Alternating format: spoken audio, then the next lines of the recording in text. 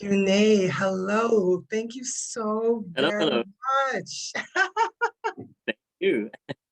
So, welcome to my armchair travel adventure as I continue through Spain and music and Thank you. passion. You cannot talk about that and not talk about flamenco music, I totally agree with right?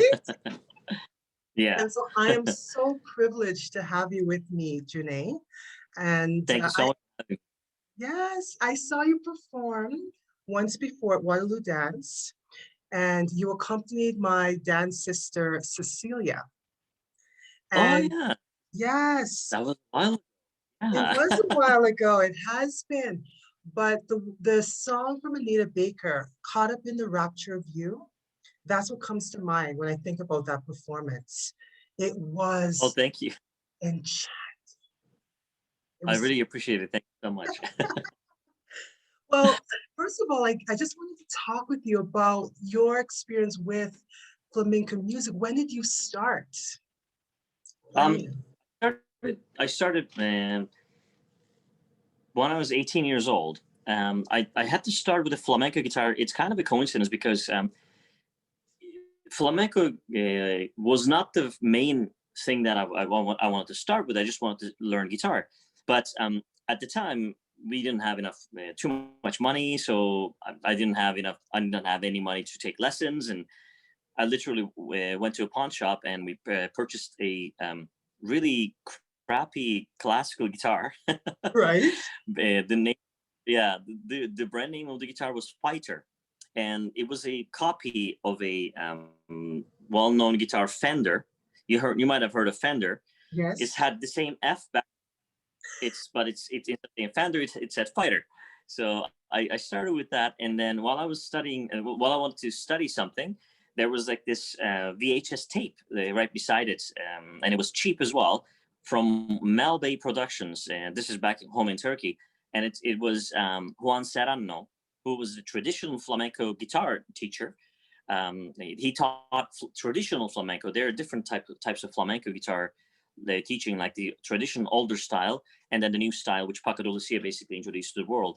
And that's how I started learning from that. And literally, I would put, uh, I would have my guitar, and I would have the video VHS tape across from me, and there would be a mirror beside it, so I could see my hands, and I could mimic what the guy Juan Serrano was doing. So that's how I started. I couldn't take guitar lessons; it was too expensive, and that's how I devolved into it and try to improve myself over the years. And here I am and playing as much as I can. Yes, Yeah. you perform live, you have CDs out. I've seen a lot of your music online. And has that journey been like? How well have you been, that growth in flamenco music? Because I think of flamenco, I think of you in this region, right? Yeah. Thank you. There's actually this when I started introducing flamenco stylings to this region. At the time, there wasn't enough flamenco players or flamenco dancers or interest towards traditional flamenco. So I started with easier flamenco style. It's nuevo flamenco, which is very very simple rhythm of rumba flamenco, which Okay. is Gypsy Kings and all like similar to that kind of style, and Jesse Cook or Oscar Lopez or uh, the guys are in my head, but Pablo, like those kind of people, they brought it and they made it famous, and I had to go through that line because that's just the beginnings of it in here. And then just about 4 years ago, I met two people actually through Isabel from Neruda Productions. Isabel, you know Isabel, right? Of She, course. yeah, she introduced me to this couple, um, Claudia and Julian, and they just moved to Waterloo region. And Isabel was like, "Oh, I know who's interested and who wants to have flamenco here." And they were actual flamenco dancers. Claudia is a phenomenal flamenco dancer, and actually Cecilia takes lessons from Oh, Claudia okay. Okay. and Julian, the flamenco guitar player. And we met and we became really good friends. And we started a flamenco festival here just a couple of years ago, 3 years ago actually, And yeah, we've been doing that, and it was like the dream come true for me, because I've been trying to do that for so long, but unfortunately, it was limited. We didn't have enough people in this region, you know, either musically, culturally, or people like Isabel. They were we didn't have enough resources. So I was trying to do my best to basically take this off, but I tried some sort of like a festival, flamenco festival. It didn't really pick up that much because people were not fully into, and we didn't have enough. Like right now, technology connects us immensely. At the time, there was no connections. Like right now, you can call anyone from down in Toronto or whatever. You can have like Zoom meetings and festivals, but at the time, it was not possible. So finally, we did it, thanks to Claudia and Julian. Nice. So what is a flamenco festival? And I feel like I'm an under a rock. I find every festival out there to try and attend. That is my thing. So I haven't heard of the flamenco festival. What would that entail, actually? What happens is, Claudia, Julian, and me, we basically gather around. Like they'll contact because they're very within the flamenco community. They've been for years. Actually, Claudia is a phenomenal dancer, and Julian actually took lessons from Paco Peña, one of the world's best flamenco guitarists in Spain, and he's actually from Norway. Julian is, and Claudia is also from South America, and they have a really good connection. So what they will do, they will contact these people and bring them over here, and through the government grants, which is at my time, they didn't exist. They would always overlook, because cultural grants to people like myself, foreigners and BIPOC musicians, we always had issues at the time by like always overlooked pretty much. But finally, it's the perfect time to basically bring all that together, because now that became the priority of the governments, and thankfully it's happening slowly. And Well, Flamenco Festival is one of them. yeah, thankfully, because as I said, I had never seen anything like it when I saw you and Cecilia perform. And that Oh yeah, memory has stayed with me since then. And that has been years. that's amazing. Yeah, that's been a long time. Actually, at that after Cecilia performed, Yes. that day I told Cecilia about Claudia and Julian, and she went and they met in where's Cecilia from again? I forgot. She is She's from South Brazil. American. Brazil. Brazil, yes. Yeah, Yes. yeah. I just actually That's had an the interview with her about Brazil maybe about 2 weeks ago. So we talked all about that's amazing. Carnival. She's awesome, and she's good. Yeah, She's she's beautiful dancer. at that day. I'm sorry?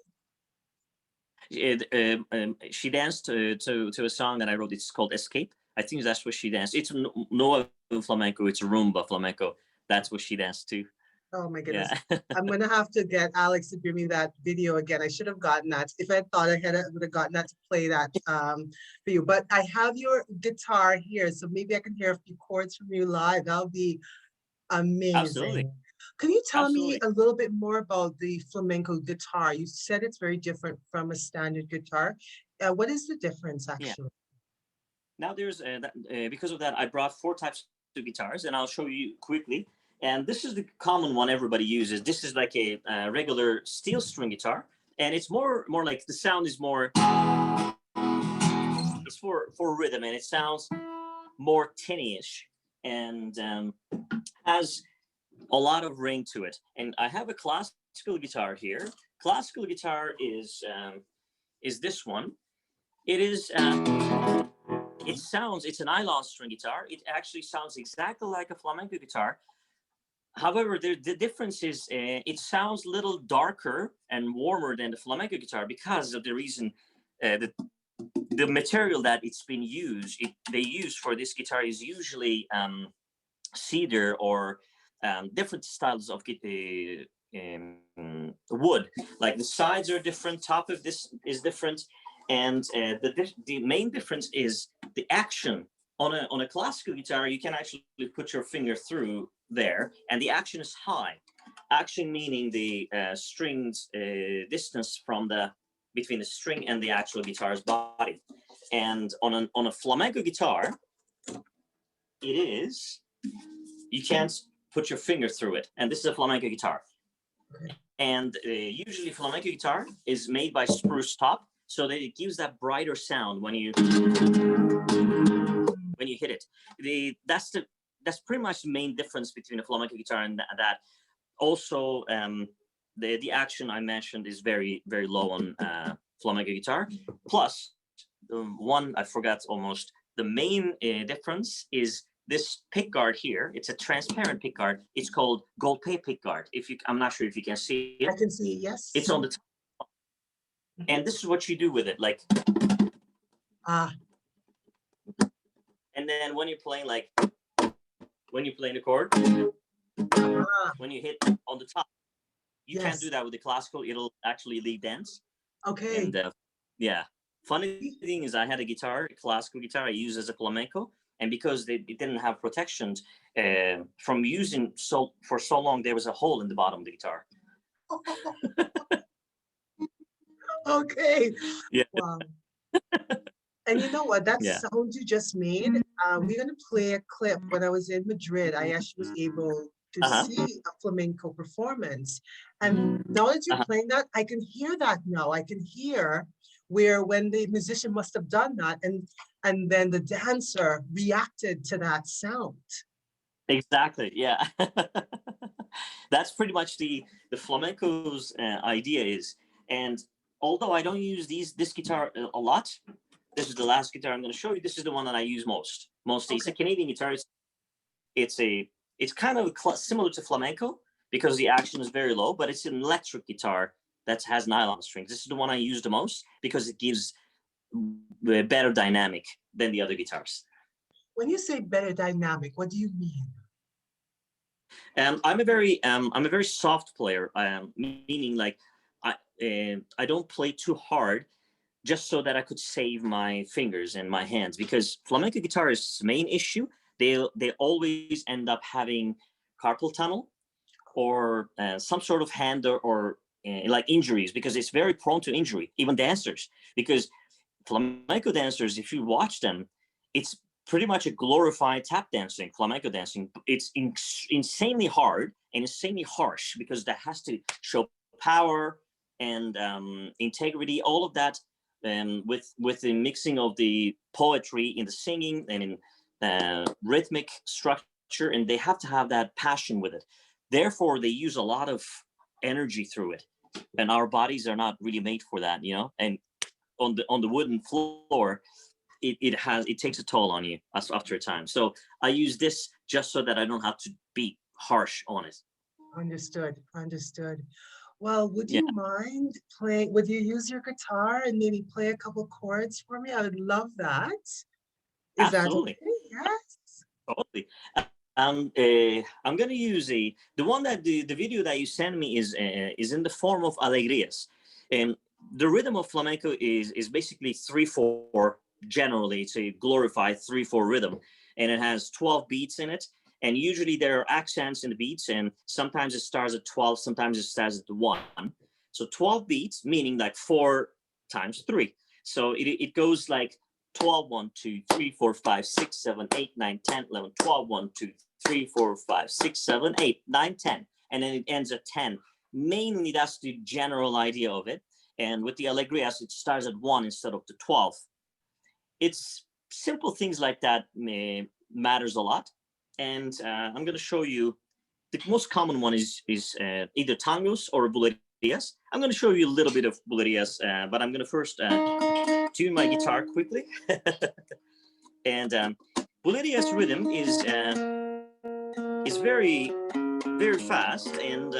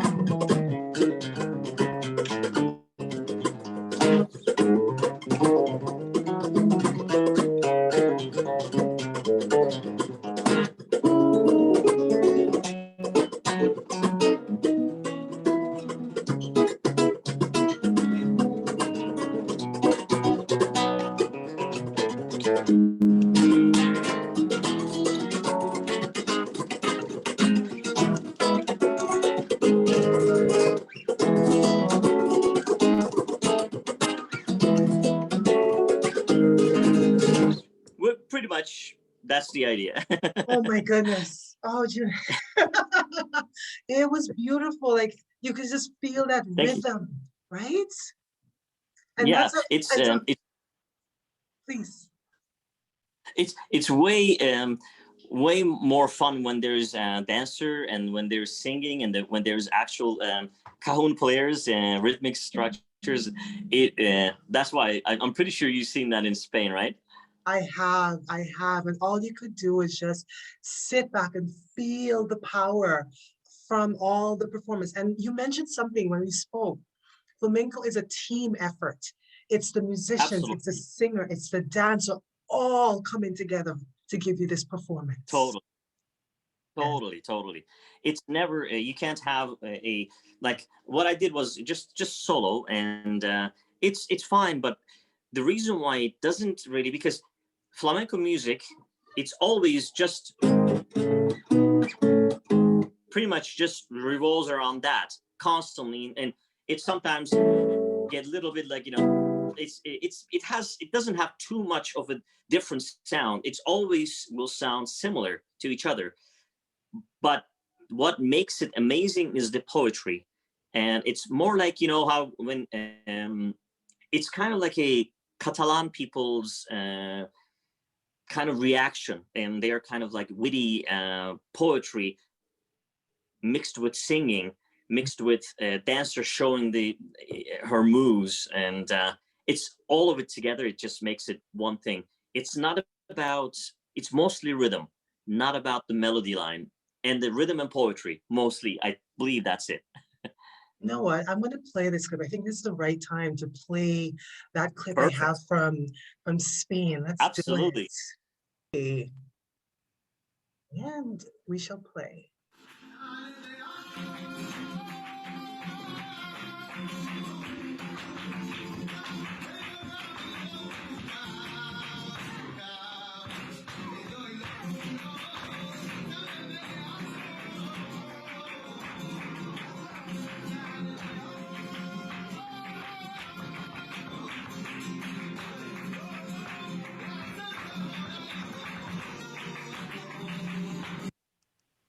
What are you looking for when you see this performance as a musician, as a flamenco musician? What do you feel when you see a performance like that?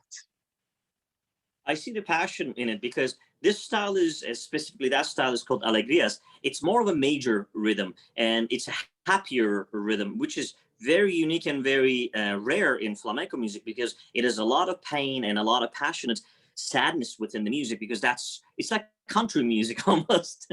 You know what I mean? It's always like sadness in it.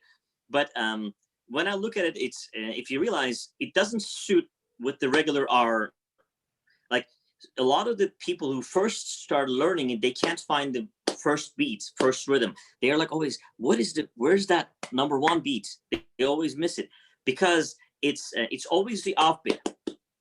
It's always the offbeat they're going, and because they're going with the 12 beat structure. So when I look at it, I always look at as a long-time listener, I always look at the rhythmic structures of the palmas. Palmas meaning the clapping, and the dancer's feet, and the generally with alegrias, it's usually like very major, like very basic, but it's very upbeat and very like joyfulness of it. And then I always look at it, what kind of phrasing they use. That's what they use all the time, flamenco guitar players. It's always phrases, and then it's like a Lego, and then they put together all those phrases and make a song. Just like, when you listen to a rapper, rappers are, other than freestyle rappers, what they do, they already have everything. Like they have booklets. I had a friend of mine had like a huge book of everything that he, like a notebook. He wrote all these little phrases of, and all he did, he memorized all the phrases, or he would have the phrases in his mind and take whichever suits and then put it in the sentence. That's what it is, basically. Using those phrases, literally Legos, and creating structural music from it. That's what flamenco is. That's what I usually look for. I'm looking at the guitarist fingers going like, huh, that's interesting. He used this phrase. And then I'm looking at the palmas and, you know, yeah. And it just teaches you and it challenges you, which is why I love traditional flamenco. I don't play it as often as I would like to, but absolutely love it.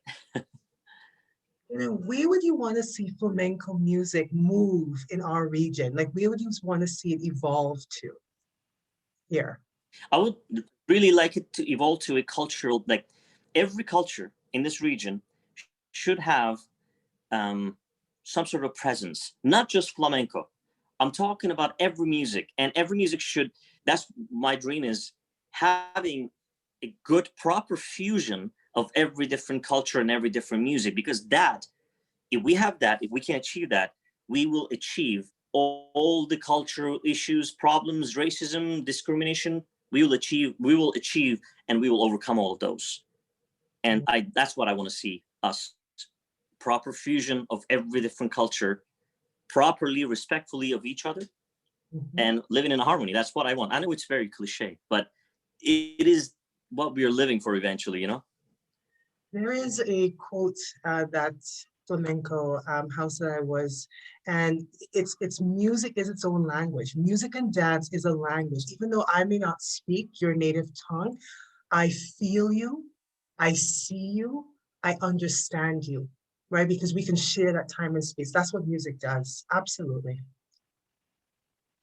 In May 1977, when they sent Voyager to space, they actually attached, you know, one of the things major things that they attached is music, because that's what they realized. You know what? Math and music are two things that has no race, that has no issues with the race. You know what I mean? Or cultures.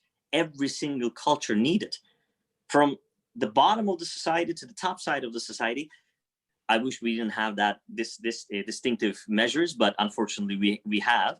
So that's why I'm saying, like, from the bottom to the top, everybody, the common denominator is music and math. That is true.